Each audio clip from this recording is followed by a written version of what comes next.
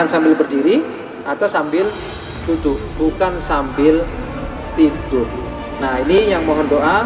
Kita sedang membangun rumah sakit khusus ibu anak yang di situ ada layanan umum, ada layanan apa, semuanya dari Quran. Semuanya dari Quran ya. Mudah-mudahan termasuk nanti Bapak Ibu yang gimana cara sholat, gimana cara itu, semua nanti kita ajarkan di sana ya. Saya kira itu ya. Ini jam berapa, Ustaz? Ada pesan dari Jakarta. Oh ya.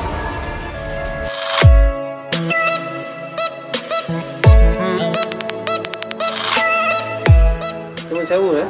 Program melemahkan umat itu bukan cuma di bidang pendidikan, bukan cuma di bidang kesehatan, bukan cuma di bidang pangan kita diracuni, bukan. Tapi sejak kita lahir sudah dierorkan.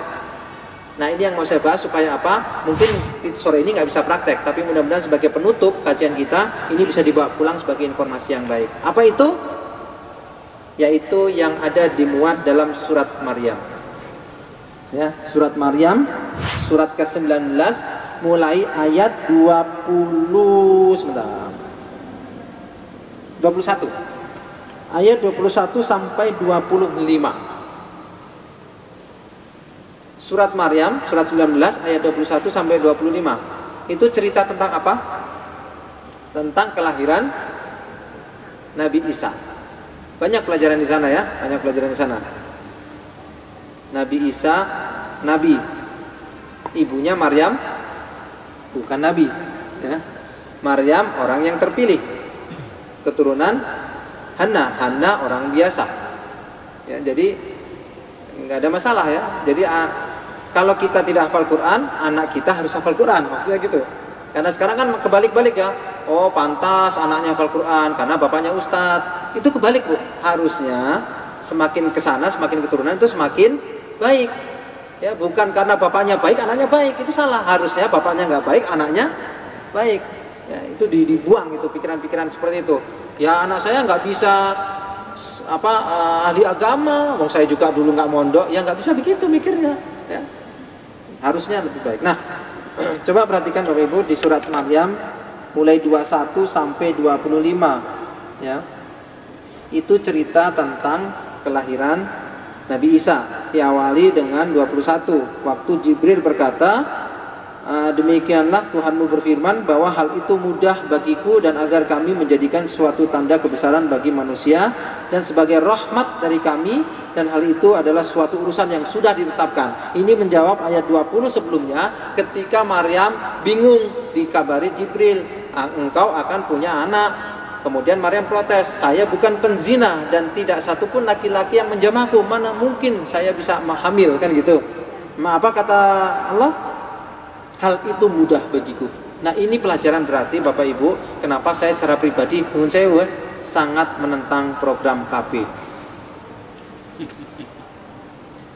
Ketika saya di puskesmas, dokter, penyuluhan KB, oh nggih siap. Langsung saya bilang ke masyarakat, KB itu jargonnya, tagline-nya, slogannya 2 anak lebih baik ya. Kalau sekarang bukan cukup 2 anak lebih baik, cuma komanya tak pindah belakang. Kalau teman-teman dokternya yang Bapak Ibu 2 anak lebih baik, kalau saya enggak, 2 anak lebih baik ya. Kalau saya KB itu, oh 2 anak lebih baik ya Ustaz, bukan 2 anak lebih baik ya. Jadi jangan cuma 2 anaknya ya, 2 anak lebih baik. Jadi ini termasuk pasangan muda sering saya kritisi kalau saya tanya, kenapa Mbak belum punya anak? Iya Mas, kami sedang program, memang kami tunda dulu.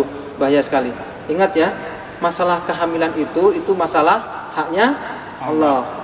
Udah kita fitrah aja, lakukan sebagaimana fitrahnya manusia, lakukan, kalau dapat insya Allah dapat, kalau enggak ya memang belum, ikhtiar gitu ya. Karena Allah sudah berkata dan dicontohkan di Maryam. Maryam itu tidak disentuh laki-laki pun bisa hamil, maksudnya gitu.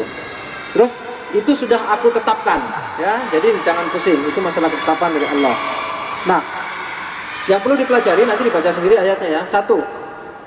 Ketika Maryam kesakitan, apa yang dia lakukan? Bersandar pada pohon kurma. Berarti posisinya duduk. Bersandar itu nggak mungkin tidur. Oke, berikutnya, ketika mau melahirkan, apa perintahnya melalui Jibril? Goyangkan pohon kurma. Berarti posisinya berdiri. Mana ada orang tidur sambil goyangin pohon kurma? Gimana caranya? Berarti sambil berdiri. Ya. Jadi kalau sakit bersandar, duduk. Kalau kuat lagi mau melahirkan, berdiri. Dan ketika saya praktekkan ini di pasien, luar biasa Bu, yang sungsang, yang terlilit tali pusar, semuanya normal lahir. Bahkan tanpa sobekan, tanpa jahitan.